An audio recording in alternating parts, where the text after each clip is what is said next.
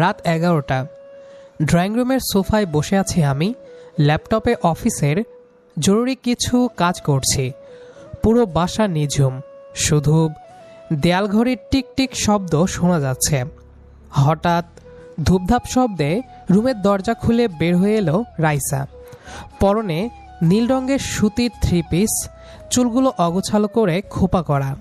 ওর চোখে মুখে যেন আগ্নেয়গিরির লাভা ঝরছে। আমার মামাতো বোন রাইসা, ছোটবেলা থেকে যাকে পিচ্চি বলে খ্যাপাতাম, আজ সে আমার বিবাহিতা স্ত্রী।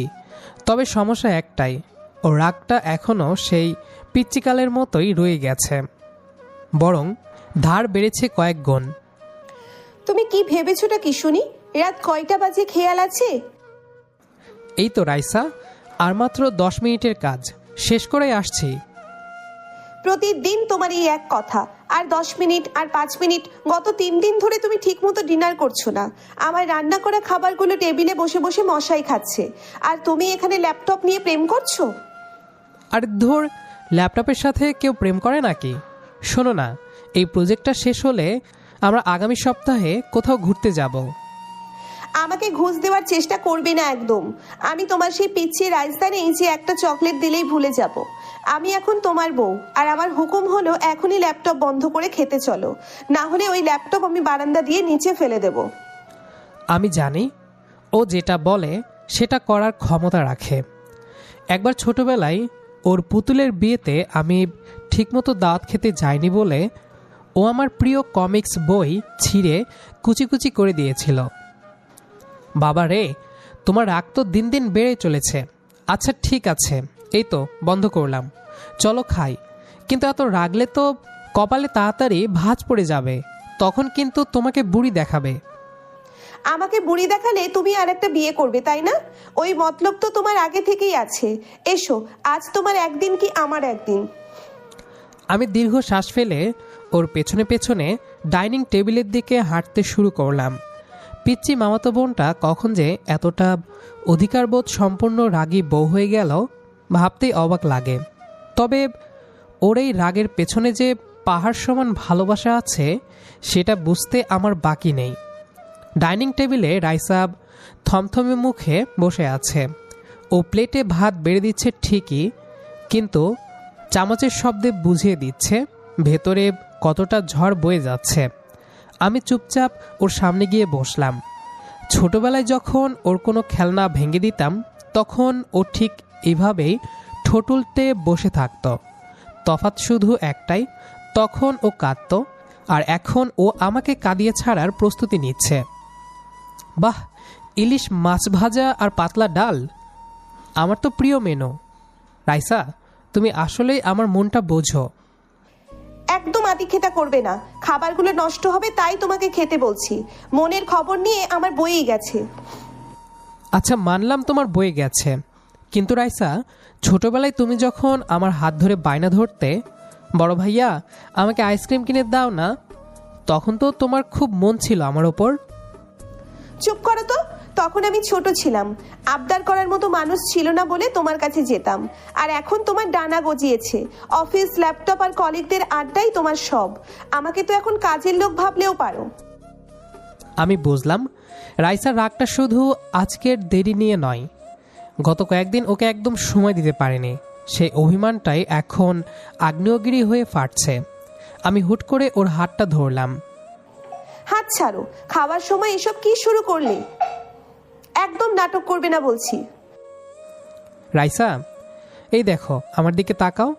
তোমার মনে আছে ক্লাস 4-এ পড়ার সময় তুমি যখন তোমার স্কুলের বার্ষিক পরীক্ষায় ফেল করলে, তখন আম্মুর বকুনি থেকে কে বাঁচিয়েছিল তোমাকে? তুমিই তো আম্মুকে বলেছিলে তোমার স্কুলের রেজাল্ট কার্ড হারিয়ে গেছে। আসলে তুমি ওটা লুকিয়ে রেখেছিলে যাতে আম্মু সই করতে না পারে। একদম ঠিক। সে ছোটবেলা থেকেই আমি তোমার সব আবদার, সব ভুল সামলে রাখছি, আর তুমি বড় হয়ে গেছো বলে এখন আমাকেই ধমকাচ্ছ। আমার সেই পিচ্চি বোনটা কি হারিয়ে গেল? রাইসার চোখগুলো হুট করে টলমল করে উঠল। ও মাথা নিচু করে নখ দিয়ে প্লেটের কোণা ঘষতে লাগলো। ও রাগের খোলসটা ভেঙে এখন অভিমানটা বেরিয়ে আসছে। আমি কি তোমার সাথে এমনি এমনি ঝগড়া করি? তুমি সারাদিন বাইরে থাকো, ফিরে এসেও কম্পিউটারে মুখ গুজে বসে থাকো। আমি যে সারাদিন বাসায় একা একা তোমার জন্য অপেক্ষা করি, সেটা কি একবারও ভেবে দেখো? তোমার সেই পিচ্ছি বোনটা এখন তোমার উপর নির্ভর করে বেঁচে থাকে, কিন্তু তুমি তাকে পাত্তাই দাও না। আমি বুঝতে পারলাম মজার ছলে ওকে রাগানো ঠিক হলেও ওর একাকিত্বটা আমি খেয়াল করিনি। আমি টেবিল থেকে উঠে ওর পেছনের দিকে গিয়ে দাঁড়ালাম, ওর দুই কাঁধে হাত রাখলাম। I am really sorry Raisa, আসলে কাজের চাপে আমি খেয়ালই করিনি আমার বউটা একা হয়ে যাচ্ছে। চলো এই উইকেন্ডে আমরা ঢাকার বাইরে কোথাও থেকে ঘুরে আসি, যেখানে কোনো অফিস থাকবে না, কোনো ল্যাপটপ থাকবে না, শুধু তুমি আর আমি। সত্যিই যাবে তো, নাকি আবার শুক্রবার সকালে বলবে অফিসে জরুরি মিটিং আছে রাইসা, আজ যাওয়া হচ্ছে না? ওপরওয়ালার কসম একদম যাব। আর যদি না যাই তবে তবে তুমি আমার ল্যাপটপটা বারান্দা দিয়ে ফেলে দিও, আমি কিচ্ছু বলবো না। ফেলে দেব মানে? অবশ্যই দেব। আর শোনো, কাল সকালে তুমি অফিসে যাওয়ার সময় আমাকে নিউ মার্কেট নামিয়ে দিয়ে যাবে, আমার অনেক কিছু কেনাকাটা আছে। এই তো ফিরে এসেছে আমার সেই চিরচেনা পিচ্চি বোনটা। আচ্ছা বাবা চলো, এবার হাসি মুখে ডিনারটা করো। তোমার হাতের ইলিশ মাছের ঘ্রাণে আমার ক্ষুধা দ্বিগুণ হয়ে গেছে। এখন তো ক্ষুধা লাগবেই, বসো বলছি, আর একটু ভাত দিচ্ছি। সবটুকু না খেলে কিন্তু আজ খবর আছে। আমি প্লেটে ভাত নিতে নিতে বললাম, বউ যদি একটু রাগী হয় আর তার মাঝে যদি এমন ছোটবেলার মতো মায়া লুকিয়ে থাকে, তবে সেই রাগ হজম করাও যেন এক পরম তৃপ্তির ব্যাপার। সকাল 7টা, জানালার পর্দা ভেদ করে হালকা রোদের ঝিলিক এসে পড়ছে রাইসার মুখে।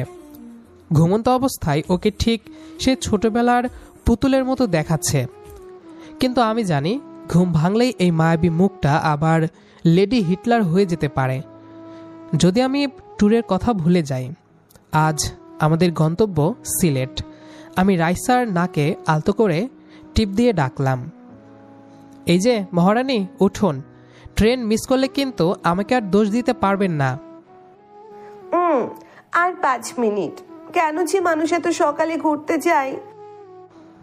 আচ্ছা ঠিক আছে, তাহলে তুমি ঘুমাও, আমি টিকিটটা ক্যান্সেল করে দিই আর অফিসে গিয়ে কাজ ধরি। খবরদার, অফিসের নাম নেবে না একদম। আমি এই রেডি হয়ে নিচ্ছি, তুমি শুধু ব্যাগগুলো চেক করো, আমি সব গুছিয়ে রেখেছি। ঘন্টা 3 পর আমরা উপবন এক্সপ্রেসে। রাইসা জানালার পাশে বসে বাইরের দৃশ্য দেখছে। ওর চোখে মুখে সেই ছোটবেলার বিস্ময়। ছোটবেলায় যখন আমরা একসাথে গ্রামের বাড়ি যেতাম, ও এভাবেই ট্রেনের জানালা দিয়ে গরু ছাগল আর গাছপালা ঘুরে বেড়াতো। দেখো দেখো কত বড় একটা বিল। আমাদের ছোটবেলায় যখন বর্ষায় মামার বাড়ির উঠোনে পানি জমতো, মনে আছে তুমি আমাকে কাগজের নৌকা বানিয়ে দিতে? মনে থাকবে না আবার?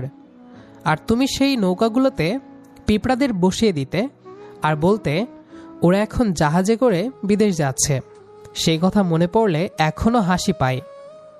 হ্যাঁ, খুব তো হাসি পাই। তখন তো তুমিও আমার সাথে পিঁপড়াদের ধরলে, এখন বড় হয়ে গেছো তো তাই সব ইয়ার্কি মনে হয়।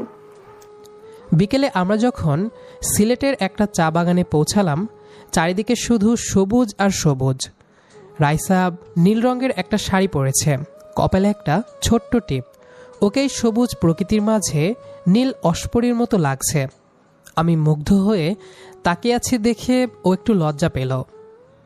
কি দেখছো ওভাবে? আমি জানি আমাকে আজ একটু বেশি সুন্দর লাগছে, কিন্তু মুখে বলতে হবে না, ছবি তুলে দাও। আচ্ছা ম্যাডাম, আপনার হুকুম শিরোধার্য, একটু হাসুন তো। রাইসা পোজ দিয়ে দাঁড়িয়েছিল, কিন্তু ঠিক সেই মুহূর্তে একটা ফড়িং ওর ঘাড়ে এসে বসল। অমনি রাইসার সেই চিরাচরিত চিৎকার, ওরে বাবা, কি ওটা? তাড়াতাড়ি সরাও। নীলু ভাইয়া, তুমি হাসছো কেন? সরাও এটাকে।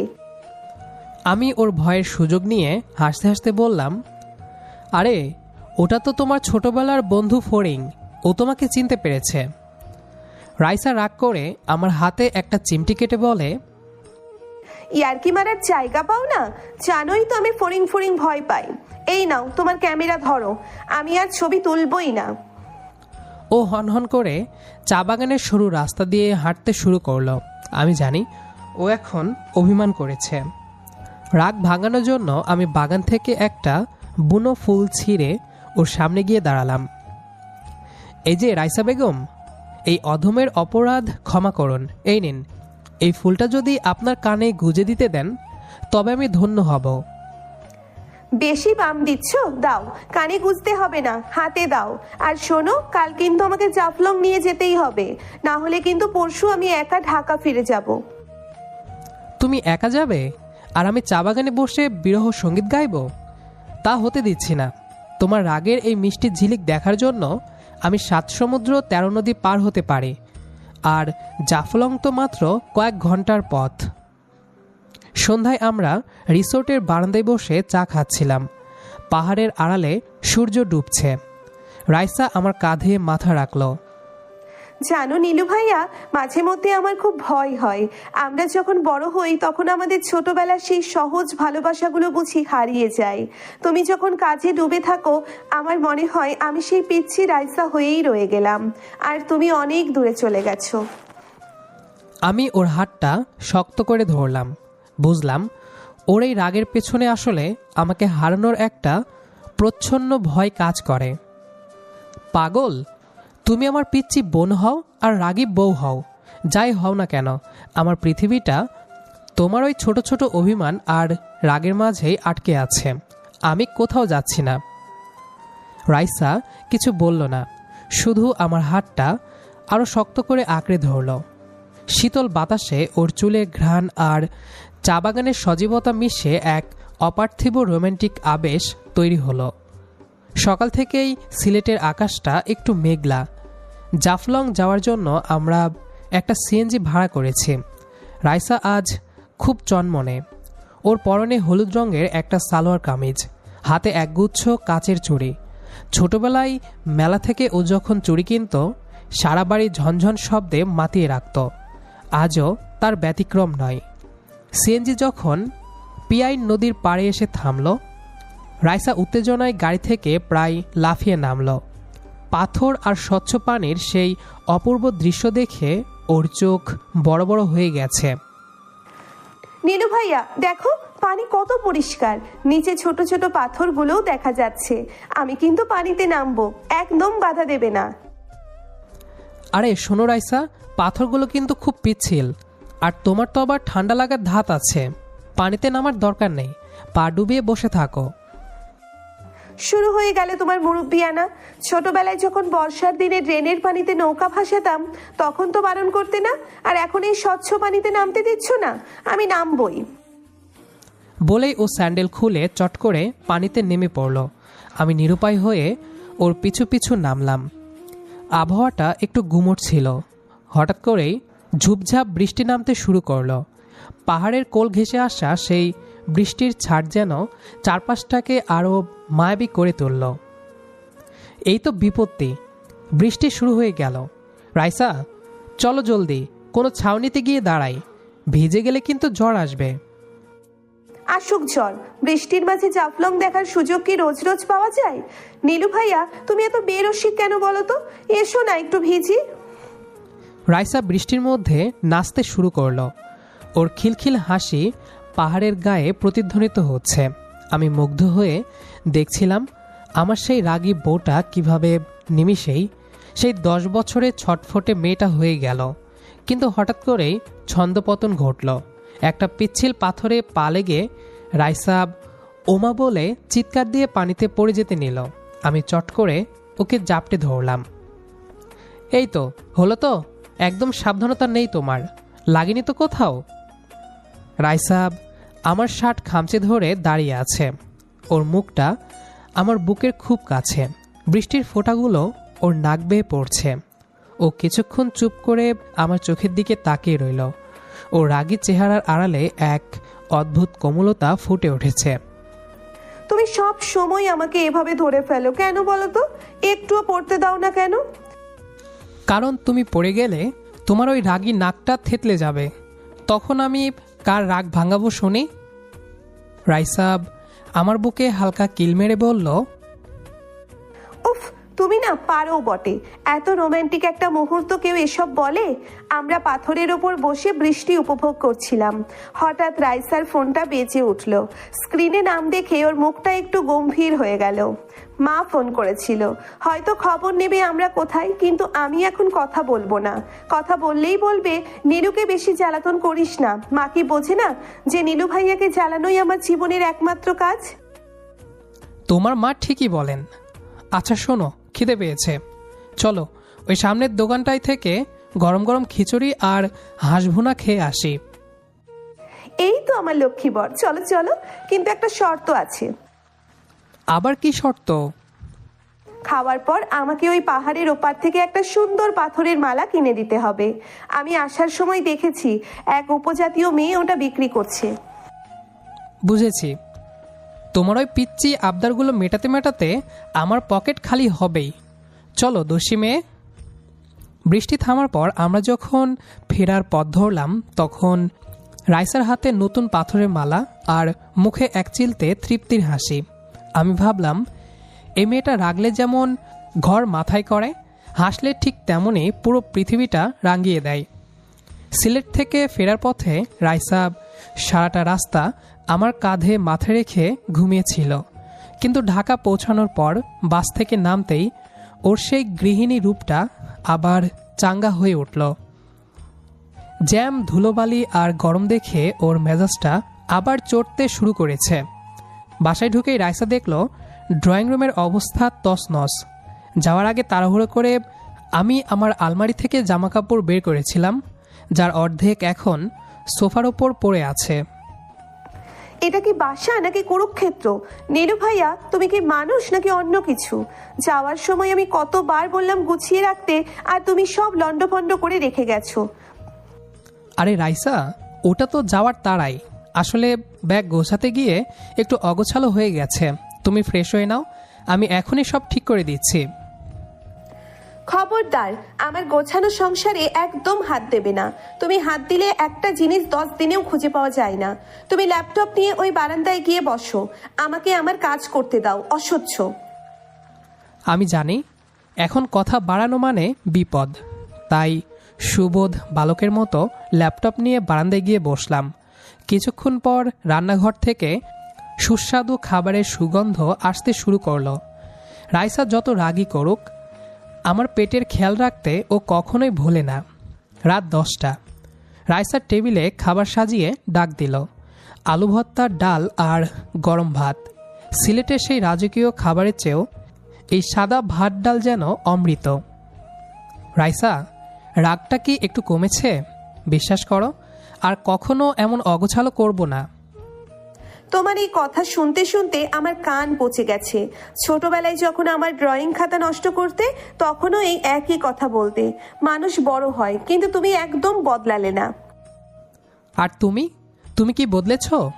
সেই যেবার আমি তোমার জন্মদিনে গিফট দিতে ভুলে গিয়েছিলাম বলে 3 দিন আমার সাথে কথা বলনি, আজও ঠিক সেই একই কাজ করো। আসলে আমরা কেউই বদলাইনি রাইসা। আমরা সেই পিচ্চি ভাইয়া আর পিচ্চি বোনটাই রয়ে গেছি, শুধু মাঝখান থেকে বিয়ের একটা সিলমোহর লেগে গেছে। রাইসা খাওয়া থামিয়ে আমার দিকে তাকালো। ওর চোখে এখন আর রাগ নেই, আছে এক অদ্ভুত গভীরতা। জানো নীলু ভাইয়া, আমি যখন তোমার উপর রাগ করি তখন আমি আসলে তোমার মনোযোগ খুঁজি। আমার মনে হয় তুমি যদি আমাকে একটু না বকো বা আমার উপর একটু অধিকার না খাটাও, তবে আমি একা হয়ে যাব। ছোটবেলা থেকেই তো তুমি আমার সবটুকু জুড়ে আছো। আমি হাত ধুয়ে উঠে গিয়ে ওর পাশে বসলাম। ওর মাথায় হাত বুলিয়ে বললাম, পাগলি একটা, তুমি কি জানো তোমার এই রাগী চেহারাটা আমার কতটা প্রিয়? তুমি না রাগলে তো আমার মনে হয় দিনটাই অসম্পূর্ণ রয়ে গেছে। তাই বুঝি? খুব আদর উতলে পড়ছে। আচ্ছা ঠিক আছে, তাহলে শোনো, কাল সকালে উঠে আমার সব নীল রঙের শাড়িগুলো ইস্ত্রি করে দেবে। এটা তোমার শাস্তি। বলো কি? 10টা শাড়ি ইস্ত্রি করতে তো আমার কালকের দিনটাই শেষ হয়ে যাবে। কিছু বললে? না না, আমি বলছিলাম 10টা কেন, তুমি বললে আমি 15টা শাড়ি ইস্ত্রি করে দেব। তুমি শুধু একটু মিষ্টি করে হেসো, তাহলেই হবে। রাইসা খিলখিল করে হেসে উঠল। ওর হাসির শব্দে সারা ঘর যেন প্রাণ ফিরে পেল। রাতের নীরবতায় আমরা দুজন বারান্দায় গিয়ে দাঁড়ালাম। মাথার ওপরে এক ফালি চাঁদ। নীলু ভাইয়া, আমাদের এই খুনসুটিগুলো যেন সারা জীবন এমন থাকে। আমি যেন এভাবেই তোমার উপর রাগ করতে পারি, আর তুমি এভাবেই আমার সেই রাগ ভাঙাতে পারো। ইনশাল্লাহ। পিচ্চি মামাতো বোনটা রাগী বউ হয়েই আমার সাথে বুড়ি হবে, এটাই আমার চাওয়া। চাঁদের আলোয় রাইসার মুখটা ঝলমল করছে। আমি অনুভব করলাম ভালোবাসার মানে শুধু রোমান্টিক কথা বলা নয়, মাঝে মধ্যে প্রিয় মানুষটার মিষ্টি রাগ সহ্য করাও এক বিশাল পাওয়া। বছর দুয়েক পরের কথা। আমাদের ছোট্ট সংসারটা এখন আগের চেয়ে অনেক বেশি মুখর। ড্রয়িং রুমে সেই সোফাটাই আমি আজও ল্যাপটপ নিয়ে বসে আছি। তবে এখন ল্যাপটপের স্ক্রিনের চেয়েও আমার নজর থাকে ফ্লোরের দিকে। সেখানে আমাদের 1.5 বছরের ছোট মেয়ে রিনি তার খেলনাগুলো ছড়িয়ে ছিটিয়ে রেখেছে। ঠিক সেই মুহূর্তেই রান্নাঘর থেকে রাইসার সেই পরিচিত কণ্ঠস্বর ভেসে এলো। নীলু ভাইয়া, তুমি কি এখনো ওই ল্যাপটপে মুখ গুজে আছো? রেনি যে তোমার ইম্পর্টেন্ট ফাইলগুলো নিয়ে টানাটানি করছে, সেদিকে খেয়াল নেই? আমি ল্যাপটপ রেখে তড়িঘড়ি করে রিনিকে কোলে তুলে নিলাম। রাইসা হাতে খুন্তি নিয়ে ঘামতে ঘামতে ড্রয়িং রুমে এলো। ওর চুলে আগের মতোই আলগা খোপা, কিন্তু চোখে এখন মাতৃত্বের এক অদ্ভুত মায়া। আরে শান্ত হও রাইসা, ও তো তোমার মতোই হয়েছে। ছোটবেলায় তুমি যেমন আমার বইপত্র নিয়ে যুদ্ধ করতে, ও ঠিক তাই করছে। রক্ত বলে কথা। একদম মেয়ের সাথে আমার তুলনা করবে না। আমি কি ওর মতো এত দুষ্টু ছিলাম? আমি তো কত লক্ষ্মী মেয়ে ছিলাম। হ্যাঁ, এতটাই লক্ষ্মী যে তোমার রাগের চোটে পাড়ার বিড়ালগুলো পর্যন্ত রাস্তা বদলে ফেলত। মনে আছে একবার আমার সাইকেলের চাকা থেকে হাওয়া ছেড়ে দিয়েছিলে কেন? কারণ আমি তোমাকে ছাড়া ফুচকা খেতে গিয়েছিলাম। ও, তুমি এখনো এসব মনে রেখেছো? আচ্ছা বাবা, মেনে নিলাম আমি একটু রাগী ছিলাম, কিন্তু এখন দেখো তোমার মেয়ে আমাকে জ্বালিয়ে মারছে, আর তুমি তার পক্ষ নিচ্ছ। রাইসাব রিনিকে আমার কোল থেকে নিয়ে নিল। রিনি ওর মায়ের গাল কামড়ে ধরতেই রাইসাব ব্যথায় উফ করে উঠল, কিন্তু পরক্ষণেই মেয়েকে আদরে ভরিয়ে দিল। এই দৃশ্যটা দেখতে দেখতে আমার মনে হলো ভালোবাসা আসলেই এভাবেই বিবর্তিত হয়। রাতটা যখন গভীর হলো, রিনিকে ঘুম পাড়িয়ে রাইসা বারান্দায় আমার পাশে এসে দাঁড়ালো। আকাশে আজ গোল চাঁদ উঠেছে। আমাদের সেই পুরনো অভ্যাস একসাথে চাঁদ দেখা। জানো, মাঝে মাঝে পেছন ফিরে তাকালে অবাক লাগে। সেই পিচ্চি মেয়েটা যে তোমার শার্টের হাতা ধরে কান্নাকাটি করতো চকলেট পাওয়ার জন্য, সে আজ একটা বাচ্চার মা। জীবনটা কত দ্রুত বদলে যায় না? জীবন বদলায় রাইসা, কিন্তু আমাদের মাঝখানের ওই সুতোটা বদলায়নি। তুমি আজও ঠিক আগের মতোই হুটহাট রেগে যাও, আর আমি আজও ঠিক আগের মতোই তোমার রাগ ভাঙানোর বাহানা খুঁজি। এই তো বেশ আছি আমরা। থ্যাংক ইউ আমাকে সহ্য করার জন্য, আমার এই পাগলামিগুলোকে ভালোবাসা দেওয়ার জন্য। আমি জানি আমি খুব জেদি, খুব রাগী, তবুও তুমি আমাকে কোনো দিন একা হতে দাওনি। পাগল মেয়ে, তোমার ওই রাগটাই তো আমার বেঁচে থাকার অক্সিজেন। তুমি রাগ না করলে তো আমার নিজেকে খুব একা মনে হবে। সারা জীবন এভাবেই থেকো, কখনো পিচ্চি মামাতো বোন, কখনো রাগী বউ, আর সারা জীবনের জন্য আমার অর্ধাঙ্গিনী হয়ে। রাইসা আর কিছু বলল না। ও শুধু আমার বুকে মাথা রেখে গভীর শান্তিতে চোখ বুজল। চাঁদের আলোয় আমাদের বারান্দাটা এক স্বর্গীয় আভায় ভরে উঠল। আমাদের ভালোবাসার গল্পটা হয়তো উপন্যাসের মতো নিখুঁত নয়, কিন্তু এতে আছে খুনসুটি, আছে রাগ, অভিমান, আর দিন শেষে একে অপরের ওপর অগাধ বিশ্বাস। একটি মিষ্টি আর রাগী ভালোবাসার পূর্ণতা এভাবেই বজায় থাকুক আমাদের চিরচেনা এই ছোট্ট নীড়ে। তো দর্শক বন্ধুরা, আমরা গল্পটির শেষ প্রান্তে চলে এসেছি। গল্পটি আপনাদের কাছে কেমন লেগেছে সেটি অবশ্যই কমেন্ট করে জানাবেন। দেখা হবে আবারও নতুন কোনো গল্প নিয়ে। সে পর্যন্ত আমাদের সাথেই থাকবেন। আর আমাদের আজকের গল্পটি যারা শেষ পর্যন্ত শুনেছেন তাদের সবাইকে অসংখ্য ধন্যবাদ।